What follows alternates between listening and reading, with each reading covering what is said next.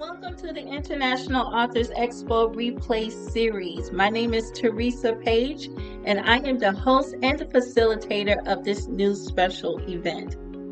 Teresa K. Page, LLC, established the International Authors Expo as a celebration of literature that allows authors, speakers, and book readers to engage in masterclass workshops, Q&A panels, as well as author meet and greets in a virtual environment.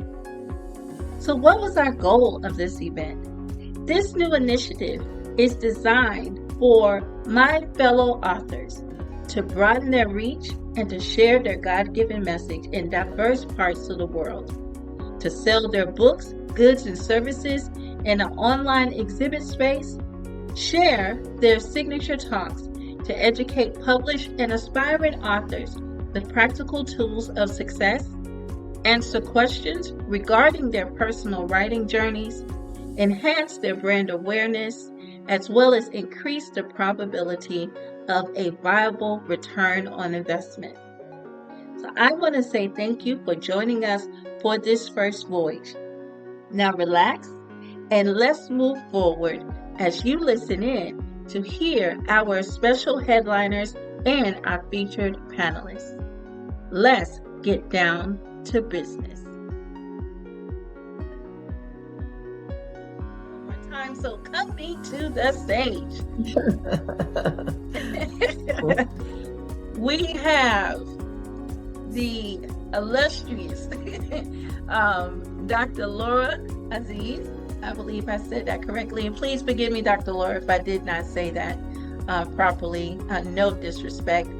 We actually met in the same space, in the same way, in Speaker Connections, and that's what brought her here. So coming to our stage, I want you to meet Dr. Laura Aziz. She is a professional certified executive coach of MIVA Solutions. So helping leaders and clients create a vision, set goals, and leverage their talents and capabilities to achieve greatness. Dr. Laura is joining us on our main stage, as well as she's going to hop in on our panel as well. So she's going to share her signature talk, Communicating to Influence, Choosing Words Wisely, and Storytelling. So if you're looking to learn how to boost your conversational intelligence, and that's the first time I've heard this term, I even had to go look it up, but if you're looking to boost your conversational intelligence, I want you to listen in as Dr. Laura provides practical insight of how to carefully choose powerful, empowering words and how to reframe our perspectives as success tools to create worlds and stories. So let us put our virtual hands together, clap it up for the trusted source of both change and transformation, Dr. Laura Aziz. I'm going to stop sharing and I'm going to give you the floor, Ms. Dr. Laura. Thank you. Thank you. Good morning, everyone. I'm so honored to be here and following the presentations. The two presentations we had were amazing and very much related to what I work with every day and to my presentation today. So I'm an executive coach, but prior to being an executive coach, I was in health information technology. I was leading mega projects for healthcare systems, and conflict and communication was something I had to deal with every day. So when I'm speaking about communication, it is so much related to real life experiences. I came to the United States many years ago as a graduate student. And the school I was enrolled in was here in Chicago, called the University of Illinois in Chicago. The moniker is UIC. And I quickly discovered that UIC stands for University of India and China. That was what the students called it, because most of the graduate students were from India and China. But I came from Egypt. And what I noticed even back then, that we all spoke in English, but we all had different ways of speaking and communicating. And it was not just the language, it was not just the words, but how we related to each other.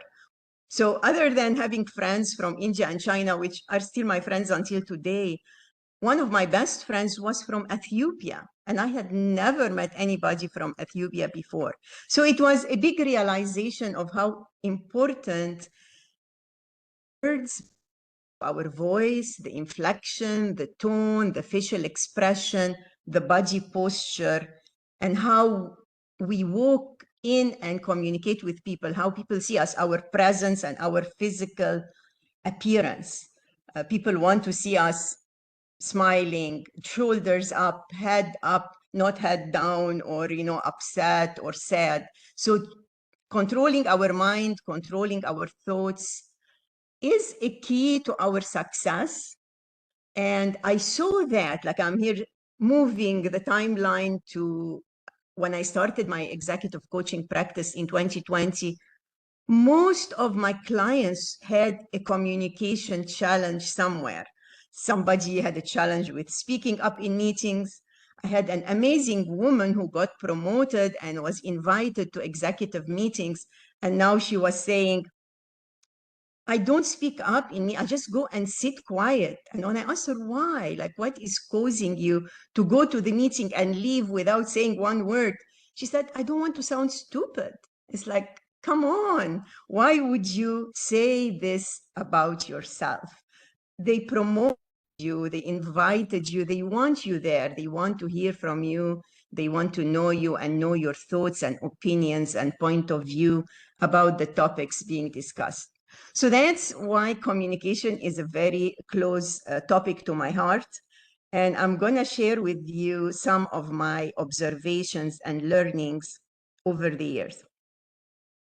So today in the presentation, I want to share why communication is influential and how to use your words and your story to influence through communicating powerfully, using power words.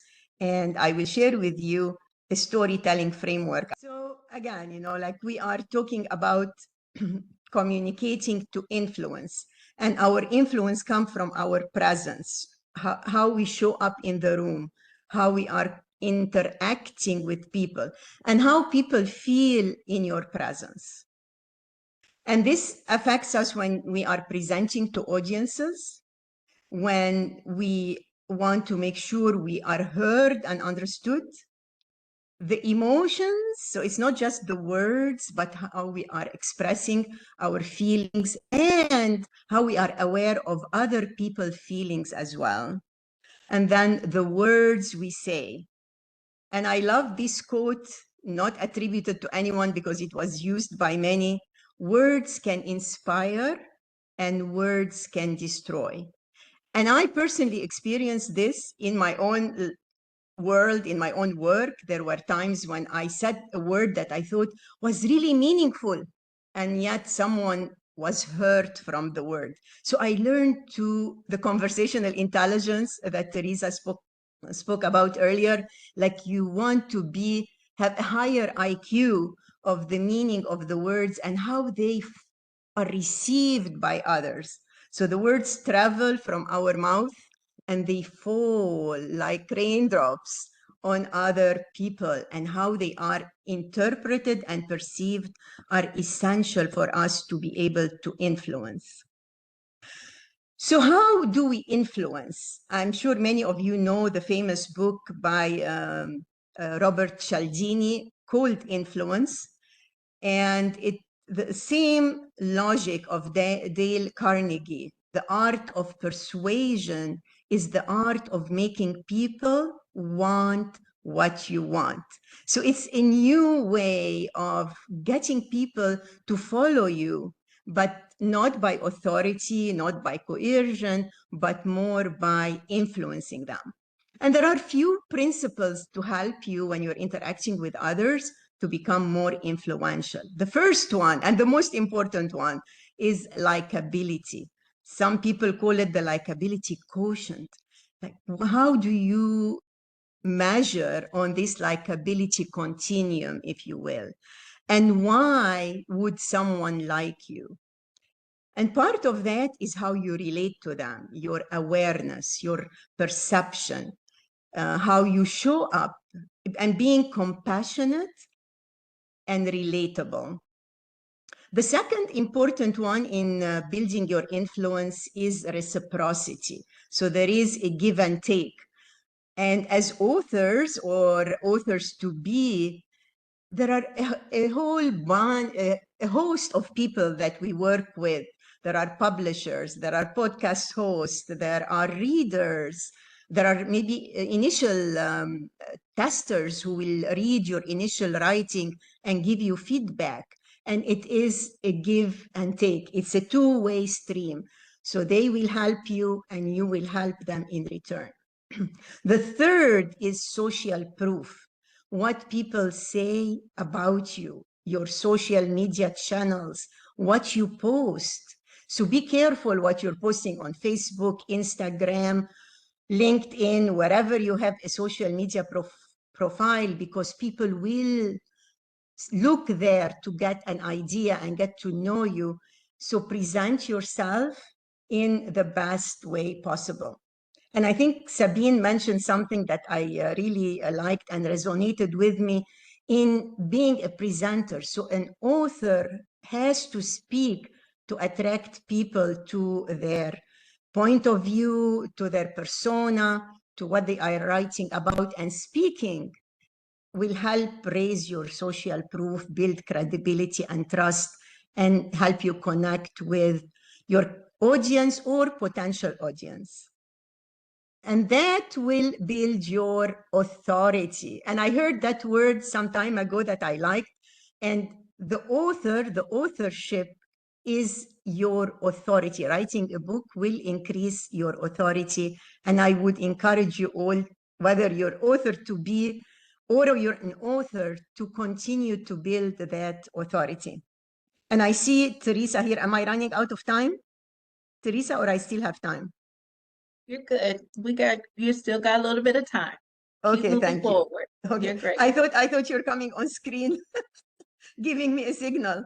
Okay, and then using emotions to show authenticity and connect with people. So most buyers are emotional buyers.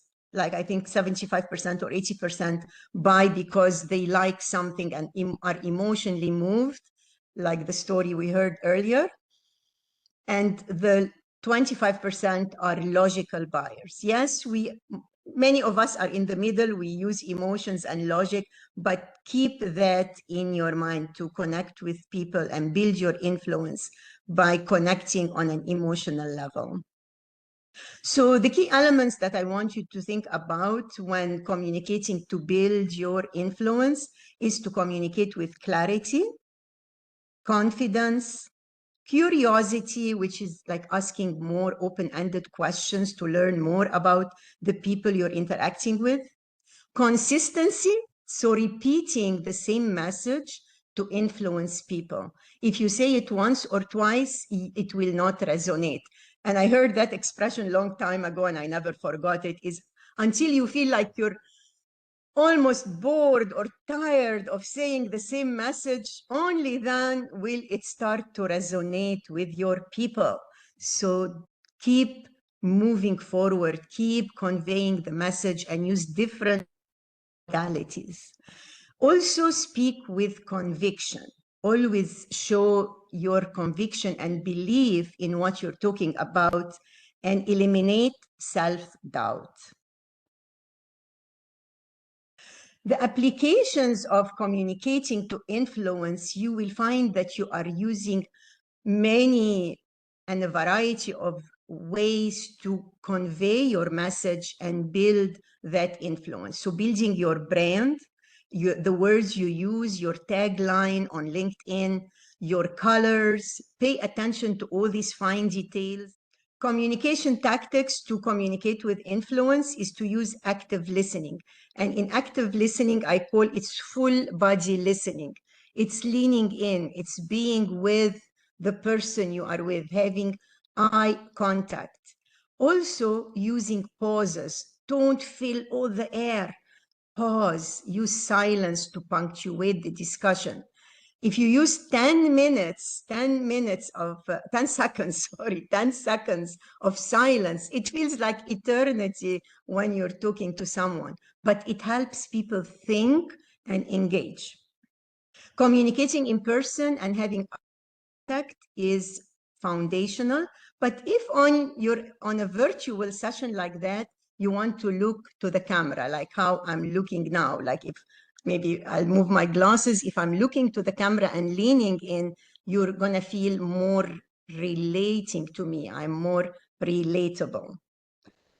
And then obviously having empathy and compassion, like using a word, I hear you, I understand, is gonna increase your influence in the discussion. The power and magic of words. So I was reading a blog that showed up on my phone, and it said, because is the most important word in the English language. And I said, what? Impossible. Because it's just a word, you know, like we don't use it even that often. But I started reading and I discovered there is a book, and I have the reference at the end of the presentation, a book by a professor from Wharton called Jonah Berger. His book is called Magic Words. He doesn't specifically mention words in themselves, but he talks about categories of words that make your communication more influential and more powerful. And these categories are the ones I have here on the screen. So identity and agency, like the I am kind of, that's the identity. Like a voter, a helper. I share these two because he shared them. I want to make sure that you get that message. Confidence in your words. So, and I personally like to use this. Sometimes I feel I'm overdoing it, but using definitely, absolutely, for sure, shows confidence and conviction in what you're saying. And then asking questions to engage your listener, to engage the people you're talking with. And I like open-ended questions, like instead of saying why you did this, you can say, how come? How come? So you motivate the person to explain to you what they did or why they did it. Concreteness, and that was a funny example, like killing bugs versus protecting your home. So being concrete increases your influence. And then using emotions and the basic emotions that we all have. There are many of them, by the way, but they are all derivative of sad, mad, glad, and scared. These are the 4 basic emotions that describe what we feel at any given moment in time. And then differentiations like similarities and differences for distinction and standing out. Practical applications of using words and phrases and sentences to be influential is in your message. Less is more. Use words with clear meaning, avoid ambiguous words. And the word that I get all the time as ambiguous is leverage. I sometimes use, I leverage so and so, I leverage connections, but leverage is not a very well understood word. So that example, there are other many ambiguous words in the English language. I'm sure you're familiar with them. And then using simple terminology, like depending obviously on who you're talking to. If you're talking to the public in general, you want to speak at a language between 4th and 7th grade. More than that, you will get less attention and you will be less influential.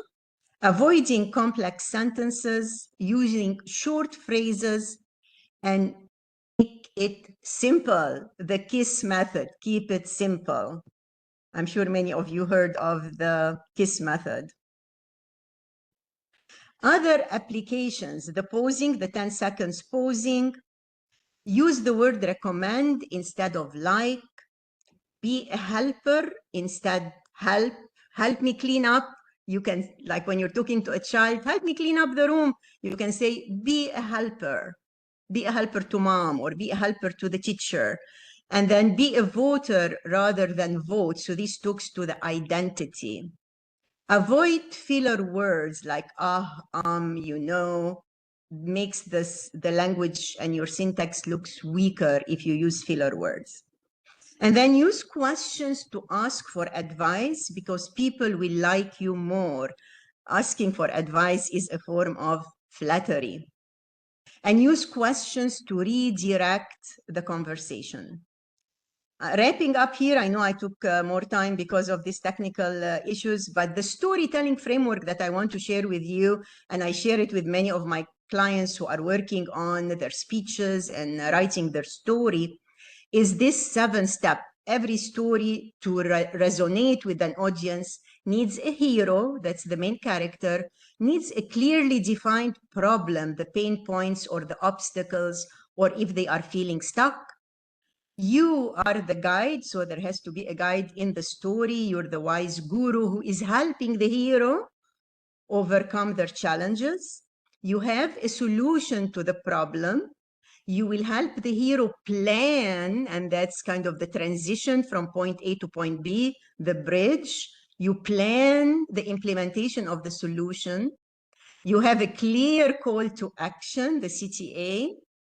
And then you want to describe what success would look like if they work with you, if they buy your book, if they attend your webinar or presentation, and what failure would feel, and staying in the pain and staying stuck, that would be if they don't work with you and not follow you. So thank you again for listening. My deepest apologies for what happened this morning with my network. And that's my contact information. If you can text me, you can email me, and you can find me on LinkedIn. And as I promised, at the very end, I have some of the references. So there is this book called Influence by Robert Cialdini, Magic Words, What to Say to Get Your Way by Jonah Berger, and then Donald Miller, who is the brains behind the story brand and the 7-step framework. And with that, I will stop sharing, and thank you so much for all your support this morning.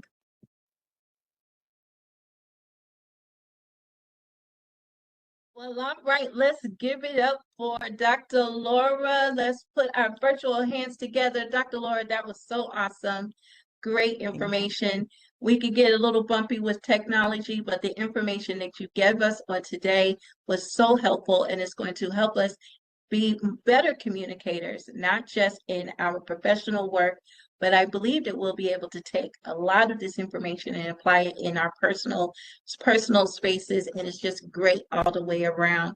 We want to just say thank you so much, and we look forward to engaging with you further on the Q&A panel shortly thereafter. So audience, let's give it up one more time.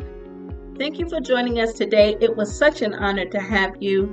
Remember to check out Dr. Laura's complimentary gift and executive coaching call. To book that call, you may visit calendly.com/Laura Aziz /leap-LDP-30MIN. You may also contact Dr. Laura by visiting her website at www.mivasolutions.com, or you may also visit www.lauraaziz.com. You may email her at lauraaziz@gmail.com, as well as connect with her on social media, on LinkedIn at Laura Aziz. Now, authors, are you looking for another venue to add into your event repertoire? Well, mark your calendars for the upcoming International Authors Expo for the fall of 2025. This celebration of literature and creativity from around the world will convene via Cisco WebEx on Saturday, October 25th, 2025, from 10 a.m. Eastern Standard Time to 2 p.m. Eastern Standard Time. To learn more, visit teresakpagellc.eventbrite.com for event details and new dates for 2026. So we want to say thank you for joining in for this episode of the International Authors Expo replay series. Remember to like, share, and subscribe. And as always, here's to the journey, and let's move forward.